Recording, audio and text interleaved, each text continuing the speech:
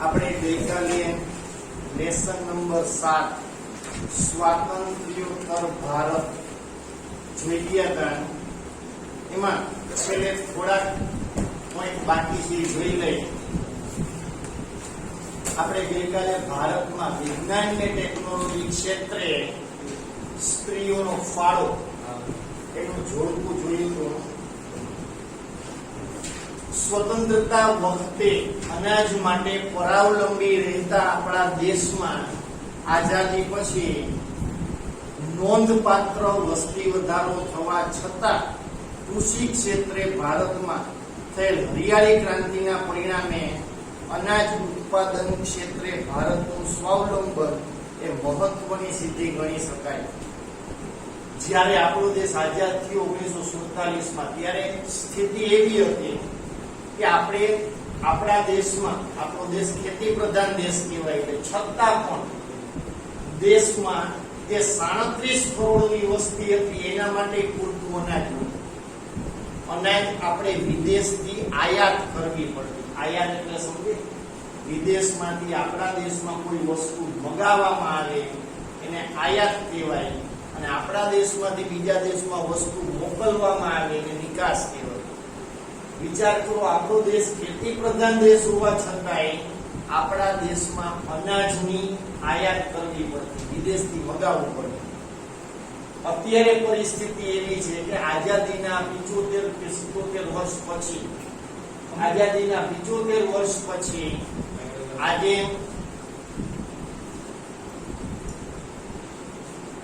તો દેશમાં પેલા કરતા 3 ગણી વસ્તી વધેલી છે. પેલા 37 કરોડ હતી, અત્યારે 135 કરોડ જેવી થઈ ગઈ છે. ભારતમાં દર 2 સેકન્ડે એક બાળકનો જન્મ થાય છે. દર 2 સેકન્ડે.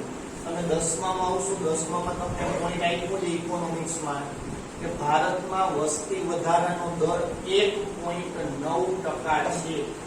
2%ની નજીક આપણે પહોંચી જશું. 2% એટલે દર વર્ષે 102 કરોડ વધે. બાકીના 35 કરોડ તો એ ઉપરાંત છે. અત્યારે દર વર્ષે 2 કરોડની વસ્તી ભારતમાં વધે. દર 2 વર્ષે. ટૂંક સમયમાં આપણે ચીનથી આગળ હશું. નજીકના ભવિષ્યમાં આપણે ચીન કરતા વસ્તી વધારામાં આગળ હશું. મુદ્દામાં એમ કહે છે કે આટલી બધી વસ્તી હોવા છતાંય ભારત અનાજ ક્ષેત્રે સ્વાવલંબન પ્રાપ્ત કર્યું. પેલા આપણા દેશમાં 500 લાખ ટન અનાજ ઉત્પન્ન થતું. 1 ટન એટલે કેટલું થાય? 1 ટન એટલે 1000 કિલો, બરોબર છે? તો ભારતમાં 500 લાખ ટન અનાજ ઉત્પન્ન થતું. અત્યારે આપણે 2000 લાખ ટન થી વધુ ઉત્પાદન કરીએ. અને અત્યારે ભારતની સ્થિતિ એવી છે, કદાચ એકાદી વર્ષ દુકાળ પડે ને તોય આપણા આગળ અનાજનો અનામત જથ્થો એટલો છે કે આપણે વિદેશથી મંગાવવું ન પડે. એટલે અનાજ ક્ષેત્રે ભારતે સ્વાવલંબન પ્રાપ્ત કર્યું છે કે આટલી બધી વસ્તી હોવા છતાંય આપણે આપણા દેશમાં અનાજ ઉત્પન્ન કરી શક્યા છીએ. આ એક મોટી સિદ્ધિ છે ભારત માટે કે આટલો વસ્તી વધારો હોવા છતાંય આપણે અનાજના ઉત્પાદનમાં અત્યારે આટલા આગળ છીએ. બહુહેતુક બંધો બાંધવા. ભારતમાં પેલા પાણીના સંગ્રહ માટે કોઈ જ વ્યવસ્થા નથી, બહુ અલ્પ વ્યવસ્થા. એની બદલે આજે બહુહેતુક બંધ તમને કોઈ પણ નદી ઉપર બંધ બાંધેલા જોવા મળશે. આપણે નકશામાં જોવાનું છે. જળાશયો, કેટલા જળાશયો છે, નહેરો.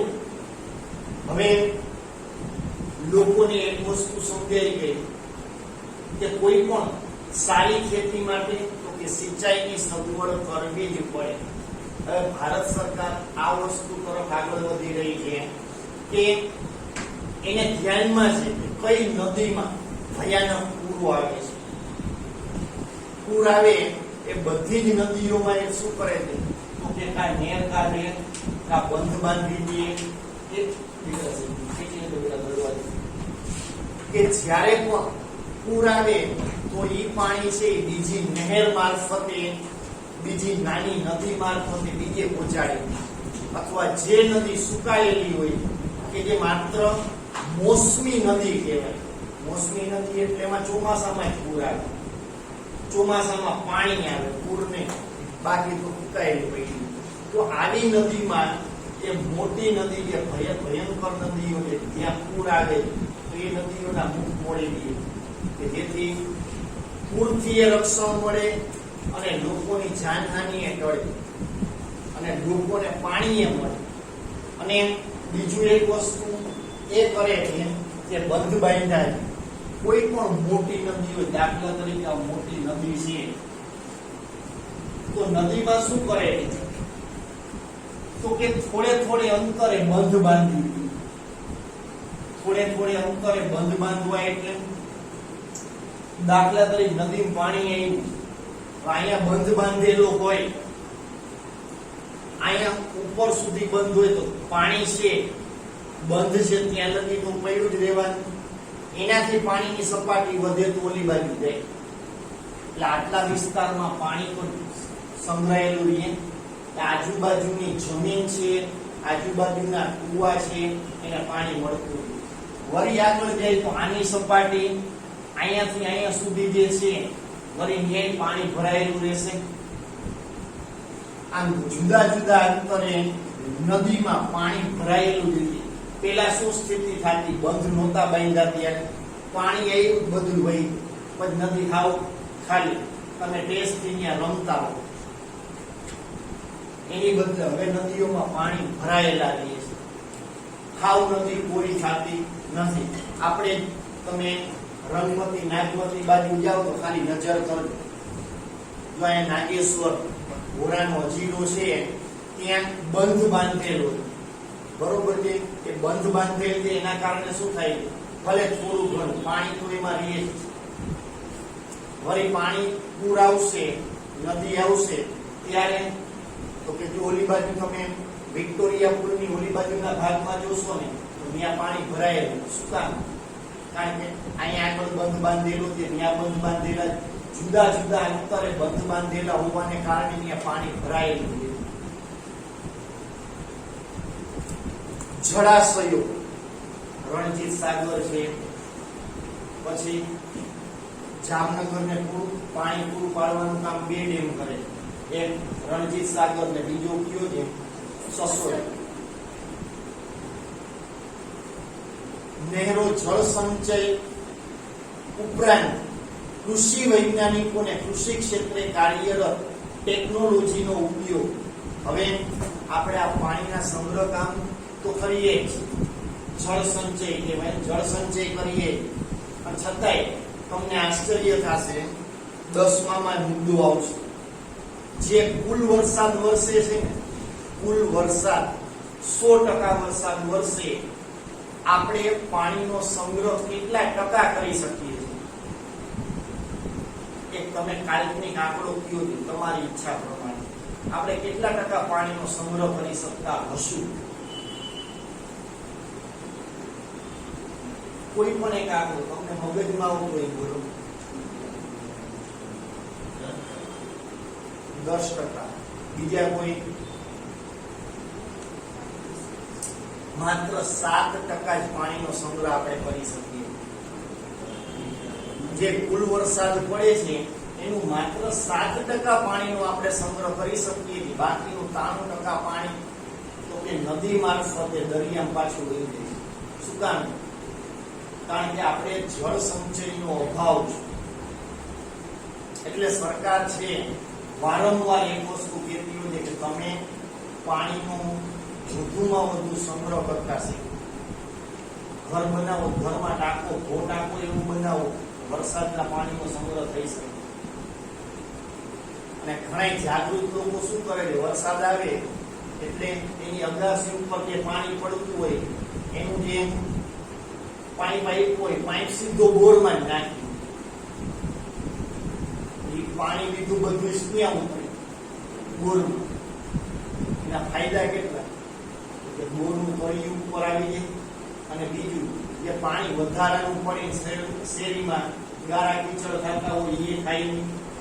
જળ સંચય કરવાના તો અનેક ઉપાયો, ગમે એ રીતના પાણીનો સંગ્રહ કરતા આવડે એને દુનિયા પૂરતી ક્યાંય તકલીફ પડે. ચાલો આગળ. આ ઉપરાંત આપણે કૃષિ ક્ષેત્રે નવી નવી ટેકનોલોજીના ઉપયોગ કરતા થયા. પેલા આપણે બળદ જોડી અને હળ હલાવતા, એની બદલે હવે ટ્રેક્ટરના ઉપયોગ કરતા થયા. પેલા લાકડીઓથી આપણે અનાજ નોખા પાડતા, એની બદલે હવે જુદા જુદા મશીનરીઓના ઉપયોગ કરતા થયા. કૃષિ યુનિવર્સિટીઓની સ્થાપના થવાથી સતત થઈ રહેલા સંશોધનો પણ ભારતના વિકાસમાં મહત્વનો ફાળો આપે છે. કૃષિ યુનિવર્સિટી ભારતમાં કૃષિ યુનિવર્સિટીઓની સ્થાપના થઈ, જેના કારણે ખેતી વિશે વધુમાં વધુ જ્ઞાન મેળવતા થયા લોકો, નવા નવા સંશોધનો થયા, જેના કારણે ખેતીમાં પણ અત્યારે સારામાં સારા પાક મળે. મેં હમણાં કીધું, અનાજ ક્ષેત્રે તો ભારતે સ્વાવલંબન પ્રાપ્ત કરી લીધું. પરમાણુ વિજ્ઞાન અને ટેકનોલોજીનો શાંતિમય ઉપયોગ કરવો અને તે માટેની સંશોધન સંસ્થાઓ અને પ્રયોગશાળાઓની પણ નોંધ લેવી ઘટે. પરમાણુ વિજ્ઞાન આજે ભારત એમાં પણ એટલી પ્રગતિ કરી. ભારત પાસે પણ અણુબોમ્બ દેશ આઝાદ થયો ત્યારે નહોતો, પછી અણુ અખતરો કરીને એમાં પણ આપણે સિદ્ધિ મેળવી લીધી. અને હમણાં ટેકનોલોજી બાબત કરી તો ભારત છે મંગળ ઉપર પહોંચવાનું હતું, મંગળ ઉપર પહોંચવાનું હતું ને માત્ર થોડા સમય માટે ચૂકી ગયું. પણ ચૂકી ગયું ચંદ્ર ઉપર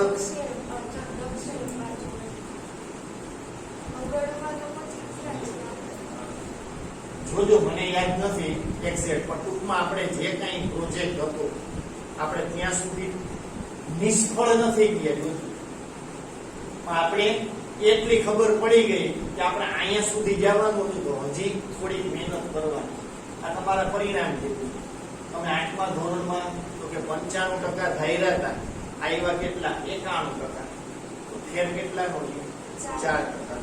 તો આપણે એટલી ખબર પડી, હવે આપણે 4% જેટલી વધુ મહેનત કરવી પડશે.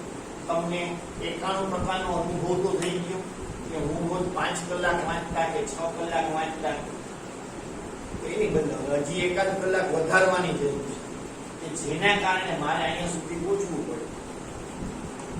તમે છો ઘરેથી નીકળો, જેવું તમારા ઘરનું ડિસ્ટન્સ, અંતર, તમારે અહીંયા પહોંચવાનું, તમને એમ થાય કે હું 10 મિનિટમાં પહોંચી જઈશ, એની બદલે 12 મિનિટ થઈ, તો બીજે દિવસે આપણે શું કરશું? ઘરેથી 13 મિનિટે નીકળશું.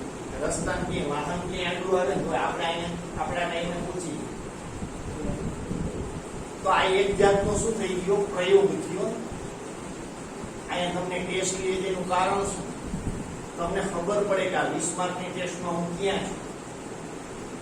સ્કૂલમાં પેપર લઈએ 50 માર્કના, એ શું કામ નહીં લીધું? તમને ખબર પડે કે આ લખવામાં મને કેટલો સમય લાગે છે. કે જ્યારે આપણે યુદ્ધ લડવા જાશું બોર્ડના, એમાં સફળ થવા માટે અત્યારથી તમને પ્રેક્ટિસ મળે. તો આ બધી વસ્તુઓ જરૂરી.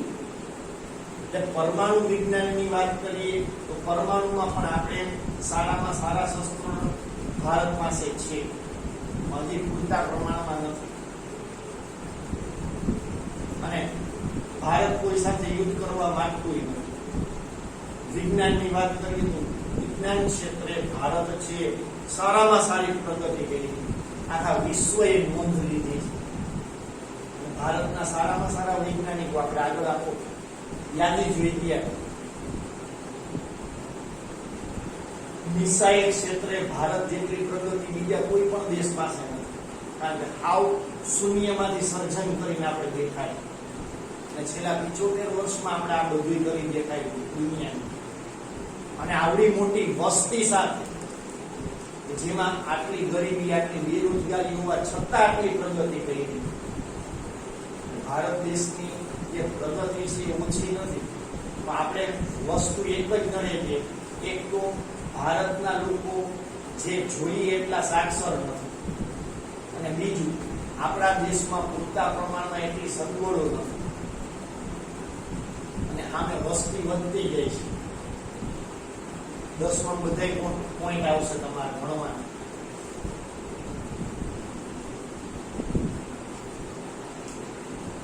પરમાણુ વિજ્ઞાન ને ટેકનોલોજીનો શાંતિમય ઉપયોગ કરવો, આ ખાસ શબ્દ ઉપર ભાર આપ્યો. આપણે પરમાણુ ટેકનોલોજી બધાયના ઉપયોગ કરી, પણ શાંતિમય રીતે, બીજાને નુકસાન પહોંચાડવા નહીં, હોશિયારી કરવાને દુનિયાને દેખાડવા માટે નથી કરતા કે અમારા ઘરે પરમાણુ બોમ્બ ચાલ્યા હોય. તે માટેની સંશોધન સંસ્થાઓ, પ્રયોગશાળાઓની પણ નોંધ લેવી ઘટે. આપણા દેશમાં આ બધું છે. ભાભા પરમાણુ ક્ષેત્ર સંશોધન, આજે ભારતના ભૂતપૂર્વ વૈજ્ઞાનિક હતા હોમી ભાભા, એના નામ ઉપરથી આનું સંશોધન ક્ષેત્રનું નામ પાડ્યું છે ભાભા પરમાણુ ક્ષેત્ર સંશોધન.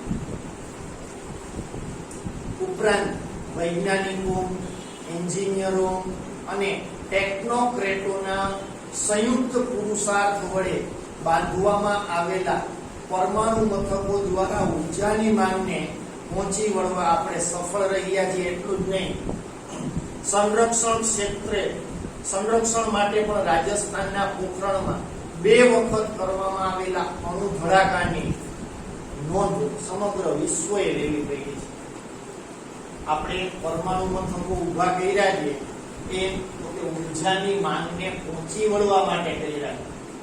અને આપણે જે રાજસ્થાનનું પોખરણ છે એમાં 2 વખત અણુ ધડાકા કરીને વિશ્વને જણાવી દીધું છે કે અમારી પાસે પણ પરમાણુ શસ્ત્રો છે, અને વિશ્વએ નોંધી લીધી છે. ભારત કોઈ પણ ક્ષેત્રે હવે પાછળ નથી. અવકાશ સંશોધન ક્ષેત્રે ભારતે બાહ્ય અવકાશમાં ઉપગ્રહો છોડવા માટે વિશિષ્ટ પ્રકારના GSLV એટલે જીઓસિંક્રોનસ સેટેલાઇટ લોન્ચ વ્હીકલ આ પણ ભારતમાં હવે વસાવી દીધું. પહેલા આપણે કોઈ પણ ઉપગ્રહ છોડવા હોય તો વિશ્વના બીજા દેશોની મદદ લેવી પડતી. હવે ઉપગ્રહ એમને તો છોડાય નહીં, તો એ લોકોને ભાડા ચૂકવવા પડતા. અને ભાડા 2-5 હજાર રૂપિયા નો કે 2-5 લાખ રૂપિયા નો, બહુ ઊંચી રકમમાં ભાડું. તો એની બદલે ભારતે એ પણ વસાવી દીધું. ભારતમાં આવા લોન્ચિંગ વ્હીકલો વસાવી લીધા. ઉપરાંત આપણે છોડેલા ઉપગ્રહ, ભારતે ક્યાં ક્યાં ઉપગ્રહ છોડ્યા ત્યાં યાદ રાખજો, જોડકા સ્વરૂપે પૂછાય. આર્યભટ્ટ 1975, ભાસ્કર 1979 માં, રોહિણી 79 માં, તથા PSLV polar satellite launch vehicle, ઓલું પેલા જી વાળું જીઓસિંક્રોનસ હતું, આ પોલર વાળું 2 યાદ રાખજો, 2 માં તફાવત. તમને આર્યભટ્ટ, ભાસ્કર ને રોહિણી એક બાજુ આપે, બીજી બાજુ 3 વર્ષ આપે, 4 વર્ષ ગમે યાદ આવડા આપી, તો તમને ખબર હોવી જોઈએ કે આર્યભટ્ટ 75, ભાસ્કર 79 અને રોહિણી 79. છેલ્લે મંગળ ગ્રહ ઉપર પહોંચવા સુધીનું અભિયાન, આપણે મંગળ ગ્રહ સુધી પહોંચી ગયું ત્યાં સુધીનું અભિયાનને ક્રમશઃ ઉપગ્રહ છોડવામાં સંપૂર્ણ સ્વાવલંબન એક અનેરી સિદ્ધિ ગણે. કે આપણે હવે ઉપગ્રહ છોડવા માટે ભારતમાં આવી બધી વસ્તુ અવેલેબલ છે. આ સિદ્ધિ માટે ભારતની સંસ્થા ઈસરોની ભૂમિકા મહત્વની રહી છે. એટલું જ નહીં, વૈશ્વિક કક્ષાની તથા આંતરરાષ્ટ્રીય સ્તરની સંસ્થાઓમાં ભારતીય વૈજ્ઞાનિકો વગેરેનું પ્રદાન નોંધપાત્ર જોવા મળે છે. આપણે જેટલી આ સિદ્ધિઓ મેળવી તેમાં ઈસરોની મહત્વની ભૂમિકા છે. ખાલી એટલું જ નહીં, પણ વૈજ્ઞાનિક ક્ષેત્રની વાત કરીએ, આંતરરાષ્ટ્રીય સ્તરની સંસ્થાઓની વાત કરીએ, તો આંતરરાષ્ટ્રીય સ્તરની સંસ્થાઓમાં પણ કેટલા બધા ભારતના વૈજ્ઞાનિકો જે પોતાનો ફાળો આપે કે જે ભારતમાં જ નહીં અન્ય દેશની સંસ્થાઓમાં જઈને કામ કરે.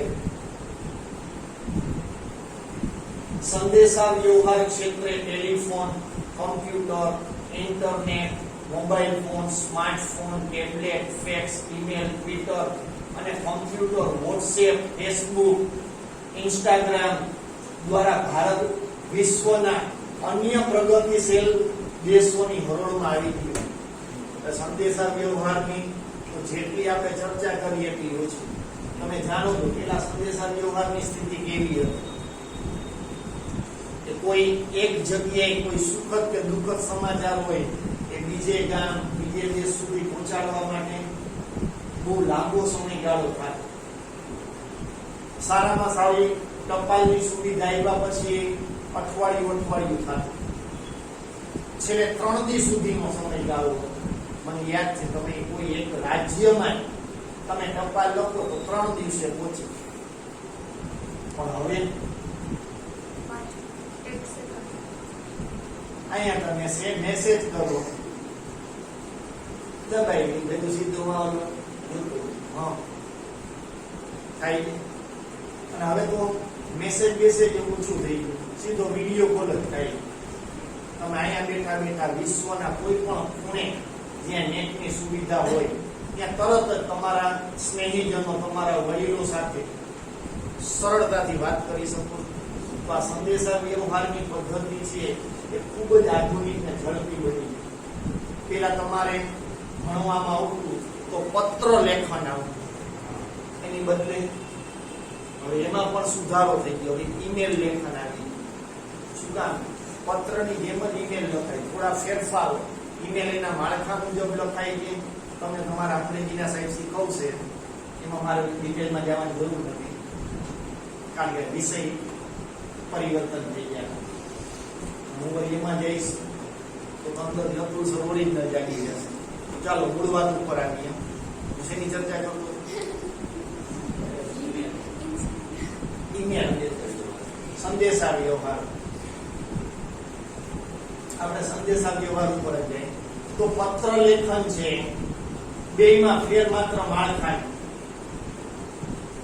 અને પેલાના જે પત્ર હતા આવડું પોસ્ટકાર્ડ આવતું, આંતરદેશી પત્ર આવતો, બધા તમે જોયા હોય ન જોયા હોય ખબર નથી.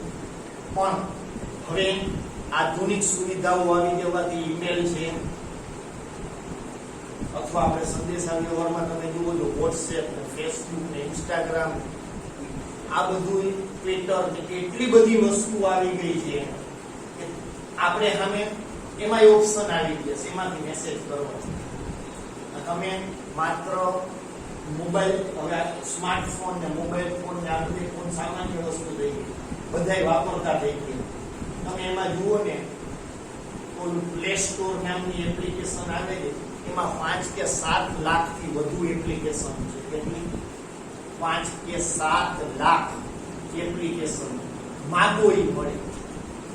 પણ આપણે ફોન વાપરતા હોય તો આપણે ખબર હોવી જોઈએ કે આપણે આમાંથી શું લેવું ને શું ન લેવું, એની આપણે ધ્યાન હોવું. એઝ અ સ્ટુડન્ટ તમારા પાસે એટલું જ્ઞાન હોવું જોઈએ. એમાં ભણવાની એટલી બધી એપ્લિકેશન છે કે તમે જાતે કેટલી બધી વસ્તુ તૈયાર કરી શકો તમારી જાતે. ભણવાની સારામાં સારી એપ્લિકેશન એમાં, સારામાં સારી ડિક્શનરીઓ. તમે કોઈ પણ તમને ભણવા પ્રશ્ન લાગે એને લગતી એપ્લિકેશન તમને એમાં તૈયાર મળશે. અંગ્રેજીની તમે ધારો એ એપ્લિકેશન એમાં, કોઈ પણ તમને સમાનાર્થી વિરુદ્ધાર્થી જોઈ તરત એમાં સિનોનિમ એન્ટોનિમ્સ લખો આવી જશે. ડિક્શનરી કેવી ડિક્શનરી, અનબિલીવેબલ ડિક્શનરી એમાં. ઇંગ્લિશ શીખવાને લગતી કેટલી એપ એમાં. માત્ર કઈ એપ આપણે ડાઉનલોડ કરવી આપણે ખબર હોવી જોઈએ.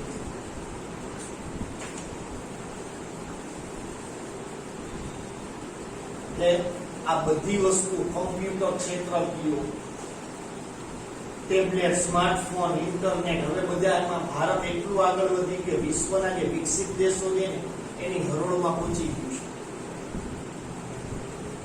વહીવટી તંત્રમાં કોમ્પ્યુટરનો વધતો જતો ઉપયોગ પરોક્ષ રીતે પર્યાવરણ રક્ષણ માટે અને કાર્બન ક્રેડિટ આપવામાં સફળ રહેલ.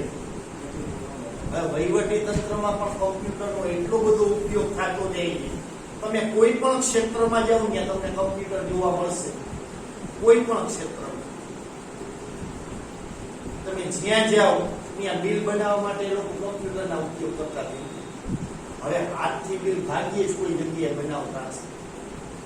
અને કોમ્પ્યુટર કેટલું સરળ પડે, કારણ કે એને કોઈ પણ વસ્તુ કેટલી એને સ્ટોક જોવો હોય તો કોમ્પ્યુટરમાં જોઈએ ખબર પડી જાય મારા ઘરે વસ્તુ છે કે નહીં. તમે મેડિકલ સ્ટોરમાં ગયા દાખલા તરીકે, તો એમાં કોઈ અભણ વ્યક્તિ બેઠી હોય, અભણ એટલે જે દવાની જાણકારી નથી ધરાવતી, એ વ્યક્તિ બેઠી હોય તો એને ખબર પડી. કારણ કે મેડિકલ સ્ટોરમાં બધા દવાઓ કેવી રીતે રાખી કંપની વાઇઝ, એમાં ખાલી તમે દવા એન્ટર કરો ને દવાનું નામ તો તરત દેખાડે આ કંપની. અને એમાં તમે ખાના નંબર આપી દીધા હોય તો ત્યાં નંબરમાં બોલ્યા કે 8 નંબરના ખાના હોય ત્યાં તમે દવા ગોતો મળી. કામ બધાય સરળ થઈ ગયું. તમે છો વિદ્યાર્થીઓ, સ્કૂલમાં જાય, આપણે સ્કૂલનો ડેટા કોમ્પ્યુટરમાં નાખી દીધો હોય તો આજે તમે 8મા ધોરણમાં, 9મા ધોરણમાં, 10મા ધોરણમાં પરીક્ષા દઈને ગયા, 10 વર્ષ પછી આવો મારું 8મા રિઝલ્ટ ખોવાઈ ગયું, નવું કાઢી દો, કોઈ પણ ફલાણી જગ્યાએ દેવાનું, તો 8 વર્ષનો ડેટા ગોતવા ક્યાં જવાનું? કઈ પાછા કોમ્પ્યુટર હોય તો એમાં તરત સર્ચ મારે આમે રિઝલ્ટ મળ્યું. તો કોઈ પણ વસ્તુ સાચવવામાં સરળતા છે. આપણે આપણા દેશમાં આ ચોપડાથી નોટોથી ભણીએ, પણ યુરોપના દેશમાં આ નોટ ચોપડા કાગળ હાવ હોય કઈ નહીં. વિદ્યાર્થી માત્ર એક લેપટોપ લઈને ભણવા જવાનું. કાગળનો કેટલો બચાવ. અને કોઈ વિદ્યાર્થી એમ નથી હું મારી નોટ ભૂલી ગયો. લેપટોપ તો આરે બધી વસ્તુ એમાં બોલપેન ભૂલાઈ ગઈ, બોલપેન ખાલી થઈ ગઈ અને બોલપેન થી ટકટકી ન કરે. તમારા રસની વસ્તુ ત્યાં સામે પડી હોય, ભણવાની મજા આવે. અને એમાં કેવડી મોટો સંગ્રહ થઈ શકે. તમે જ્યારથી ભણવાનું ચાલુ કર્યું, તમારી કોઈ પણ બુક, તમારી કોઈ પણ નોંધ એમાં પડી. મારી વાત, મારો દીકરો જે ભણે ને બાલ મંદિર થી અત્યારે 8મા ધોરણ સુધીના ચોપડા બધાયમાં વાંચીને રાખ્યા. મારા ઘરમાં એક આખી શેટી એની ભરી. ભવિષ્ય જેથી મોટો થાય તેથી કેવા થાય, જો તારું આખું શિક્ષણ ક્ષેત્ર આવી, પણ એની બદલે લેપટોપ હોય તો માથાકૂટ જ ન હોય. તો આવનારા ભવિષ્યમાં તમે એ પણ ભણશો. અત્યારે મોબાઈલ મારફતે ભણતા તો થઈ જ ગયા.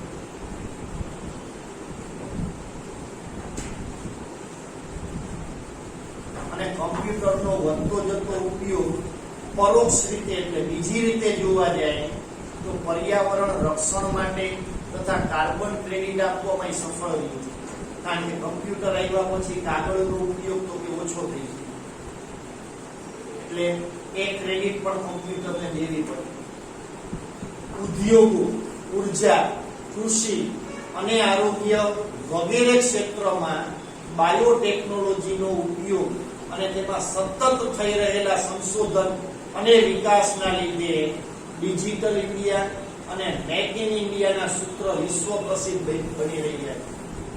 ઉદ્યોગની વાત કરીએ, ઉર્જાની વાત કરીએ, કૃષિની વાત કરીએ, આરોગ્યની વાત કરીએ, આ કોઈ પણ ક્ષેત્રમાં જોવા જાય તો હવે એમાં બાયોટેકનોલોજીનો ઉપયોગ સતત વધતો જાય. વિકાસ એટલે અહીંયા રિસર્ચ એન્ડ ડેવલપમેન્ટ, જેને લીધે અત્યારે ડિજિટલ ઇન્ડિયા અને મેક ઇન ઇન્ડિયાના સૂત્રો વિશ્વ પ્રસિદ્ધ બન્યા. ડિજિટલ ઇન્ડિયા ભારત સરકારનો પ્રોજેક્ટ હતો. ભારત આખું ડિજિટલ થઈ ગયું. હવે કોઈ પણ ક્ષેત્રમાં તમે જોવા જાઓ તો તરત જ તમારે કંઈ પણ કામ કરવું હોય તો ઓટીપી ઉપર થાય છે. કંઈ પણ ટ્રાન્ઝેક્શન કરો એટલે સીધો ઓટીપી આવે, ઓટીપી ઉપર તમારું કામ થાય. પેલા આ વસ્તુ નહોતી. તમારે બેંકમાં પૈસા ઉપાડવા જવું હોય લાંબી લાઈનમાં ઉભો રહેવા, વારો આવે ત્યારે પૈસા પડે. એની બદલે અત્યારે એટીએમ માં ખાલી કાર્ડ નાખો, થોડી વાર પૈસા બહાર નવ થઈ ગઈ. આ ડિજિટલ ઇન્ડિયા. પેલા બિલ ભરવા જવું હોય, લાઈટ બિલ લાવ્યું હોય તો લાલ બંગલે લાઈટ ક્યાંય સુધી હોય એમાં ઉભું રહેવાનું. એમાં આવા કોરોના કાળમાં ઉભું રહેવું હોય ગમે. એની બદલે અત્યારે ઘર બેઠા કેટલી એપ છે, તમારા બિલ નંબર નાખો એટલે કેટલા નંબર આવી જાય સીધું બિલ ભરાય. ઘર બેઠા બેઠા બિલ ભરાય. ઓનલાઈન ટ્રાન્ઝેક્શન થઈ ગયું. શું કામ? આ ડિજિટલ ઇન્ડિયા, આ મેક ઇન ઇન્ડિયા, આ જે એના પ્રયોગો છે બધાય, ત્યારે ભારતને આખું આધુનિક બનાવવાની. જો કે એના કેટલાક ગેરલાભ હોય છે. ઘણી વખત અત્યારે સાયબર ફ્રોડ, રોજ નવા એક ક્રાઇમ થાય છે. પણ દરેક વસ્તુના લાભ વધારે હોય છે અને લોકો છે દુનિયાની કોઈ પણ વસ્તુ એના ગેરલાભ હોય. દરેક સિક્કાની બે બાજુ હોય. લાભ હોય ત્યાં ગેરલાભ હોય. દરિયાઈ સંશોધન ક્ષેત્રે વિકાસના પ્રયાસો. દરિયાઈ સંશોધન ક્ષેત્રે આપણે વિકાસ કર્યા છે. દરિયામાં કેટલી વસ્તુઓ મળે જેનો અત્યારે ભારતમાં આપણે ઉપયોગ કરીએ. માનવ સંસાધનોના શ્રેષ્ઠતમ ઉપયોગના પ્રયાસો. માનવ સંસાધન એના વધુમાં વધુ કઈ રીતના ઉપયોગ કરવા એ પણ આયોજનમાં આપણે નક્કી કરીએ.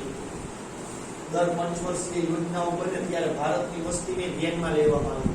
ભારતમાં આટલા લોકો છે, વધુમાં વધુ એનો ઉપયોગ કઈ રીતના કરવો. રસ્તાઓ અને બંદરોના વિકાસ. હમણાં જ આગળ આવ્યું હતું કે દરિયાઈ સંશોધન ક્ષેત્રે વિકાસના પ્રયાસો. એ બંદરને લગતી વસ્તુઓ. હવે જો કે પેલા કરતા ઓછા ઉપયોગ થઈ ગયા, પણ હજી ઉપયોગ તો છે. તમારે એક દેશમાંથી બીજા દેશમાં વસ્તુઓ મોકલવી અને ખૂબ જ મોટા જથ્થામાં મોકલવી, તો જે દરિયાઈ માર્ગનો જ ઉપયોગ કરવામાં આવે છે. કારણ કે પ્લેનની એક મર્યાદા હોય. પ્લેનમાં વસ્તુ જાય છે કેટલી, પરંતુ દરિયાઈ માર્ગનો હજી કેટલો જ ઉપયોગ થાય. તમે બંદર ઉપર જાઓ તો કેટલી વસ્તુઓ પડેલી જોવા મળે તમને.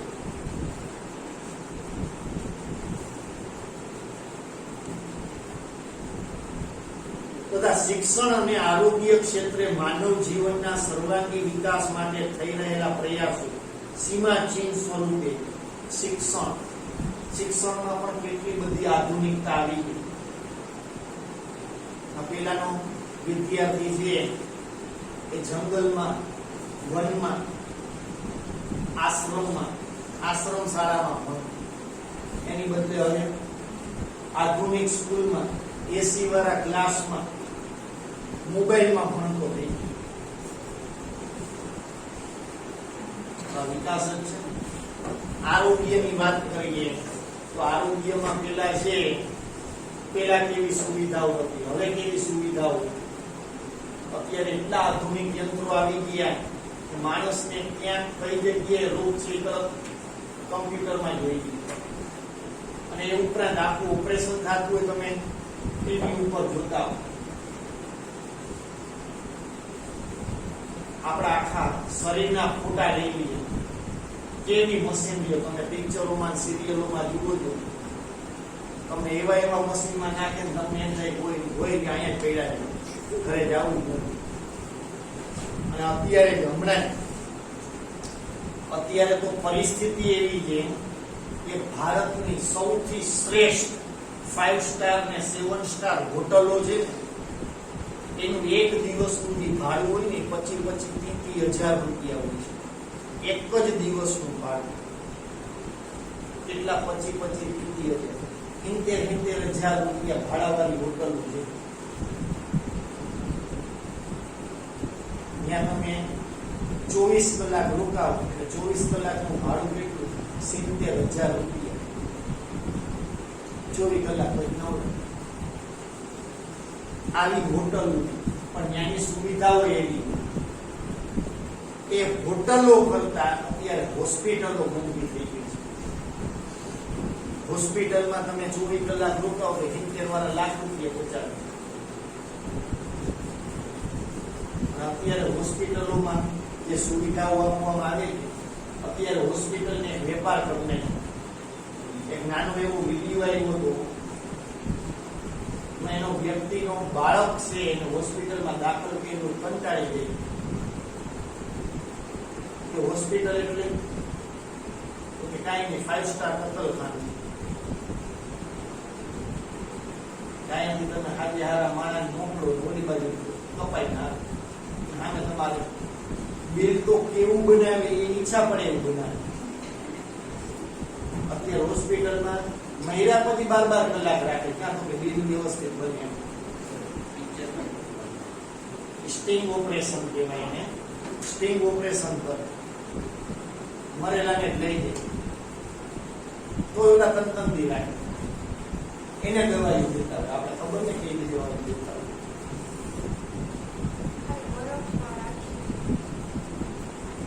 આગળ એસી વાળી રાખ્યું હોય, અમુક દવાઈઓ ઇન્જેક્શન મારતી અમે એ બગડે નહીં. આ બધું ત્યારે છે ને કોઈ પણ ક્ષેત્ર એ વેપાર છે. દરેક ક્ષેત્ર છે એને વેપાર કરને. હોસ્પિટલ ડોક્ટરને પેલા ભગવાન માનવામાં આવતા, કારણ કે ભગવાન પછી જીવ બચાવવા માટેનું બીજું સરળ સંસાધન કયું કે ડોક્ટર. એની બદલે એ વેપાર થઈ ગયો. શિક્ષણ કે વેપાર થઈ ગયો. અત્યારે તો સંસ્થાને વેપાર થઈ ગયા છે. વિચાર કરો, જામનગરમાં એક સંસ્થાન હતું, અત્યારે હાલની સ્થિતિ એવી કે 5 જગ્યાએ સંસ્થાન થયા. 5 જગ્યાએ. કારણ કે પરિસ્થિતિ એવી છે કે માણસોને ન્યાય વેઇટિંગમાં ઉભું રહેવું પડે. મરવા વાળાને બિચારા હદ છે. આપણે નથી કરેલું, આપણે એવું લાગે મરી જવાનું એડવાન્સમાં બુકિંગ કરાવેલું. ભાઈ આજ કઈ તારીખ છે? 16 17 છે. એક કામ કરજે, 20 તારીખે હું આવું છું, મારું બુકિંગ કરી લે. 20 તારીખે 12 વાગે ત્યાં બધાને ભેગા કરીને દેવાનું. પછી ક્યાંક પૂરું સારું હવે લઈ ગયું મારું મારું ના તો કે શરીર ન બધું. સ્થિતિ બહુ ખરાબ થતી ગઈ. સંયુક્ત રાષ્ટ્ર UN, તેને યુનાઇટેડ નેશન કહેવાય છે, એના દ્વારા 21મી જૂનનો દિવસ વિશ્વ યોગ દિન તરીકે ઉજવવાનો નિર્ણય એ ભારતના ઉજ્જવળ ભવિષ્યનું દર્શન કરાવે છે. 21 જૂન અંડરલાઈન કરી દો. આ તમને ખાલી જગ્યામાં આખા ભારતના કોઈ પણ 9મા ધોરણનું પેપર જોશો એમાં પૂછાશે જ. કોઈ પણ સ્કૂલનું પેપર જોશો એમાં પૂછાશે.